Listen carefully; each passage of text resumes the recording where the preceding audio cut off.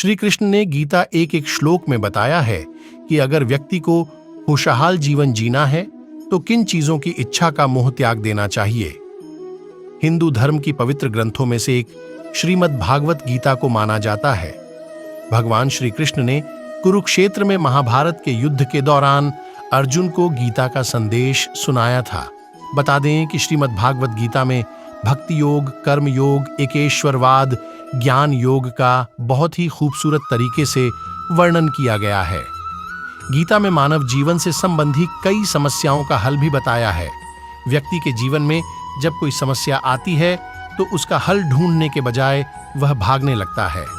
जिस प्रकार महाभारत के युद्ध के दौरान अर्जुन अपनों को खोने के डर से काफी निराश हो गए थे, इसी तरह कई बार हम भी जीवन में कई समस्याओं को देखकर विचलित हो जाते हैं।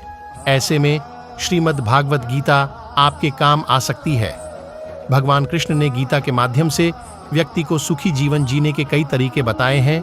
ऐसे ही उन्होंने ऐसी 4 चीजों के बारे में बताया है जिसकी इच्छा व्यक्ति को कभी नहीं करनी चाहिए। इससे उसकी को कष्टों का भागीदार बनना पड़ता है। श्लोक परान्नम च प्रद्रव्यम तथैव च प्रतिग्रहम परस्त्रियों परनिंदाम च मनसा अपि विवर्जयेत, अर्थात पराया अन्न, पराया धन, पराया दान, पराई स्त्री और दूसरे लोगों की निंदा, इनकी इच्छा मानव को कभी नहीं करनी चाहिए।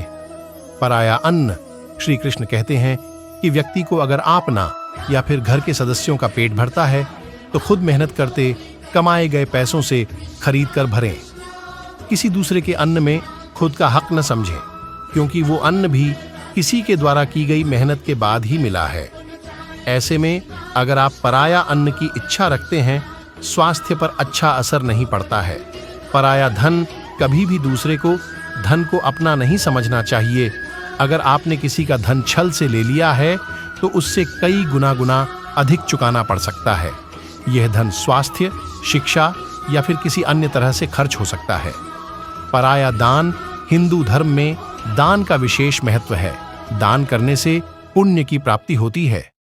श्री कृष्ण कहते हैं कि अगर आपके अंदर दान की इच्छा है तो खुद के द्वारा कमाए गए पैसों से ही दें। अगर आप किसी दूसरे व्यक्ति के द्वारा लाई गई चीजों का दान करते हैं तो उसका 1% फल आपको नहीं मिलता है। पराई स्त्री की इच्छा रखना महापाप माना जाता है। जिस तरह आप लहसुन या प्याज खाकर उसकी गंध को नहीं छिपा सकते हैं, इसी राह किसी पराई स्त्री की इच्छा करने से उसे आप छिपाकर नहीं कर सकते हैं। ऐसे में आप अपनी मन और भावनाओं में नियंत्रण रखें, जिससे खुद के साथ घर वालों का सिर कभी न झुके।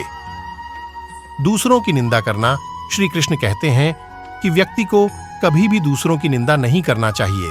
इससे वह दूसरों की ही नहीं बल्कि खुद का नुकसान करता है। निंदा से किसी भी मनुष्य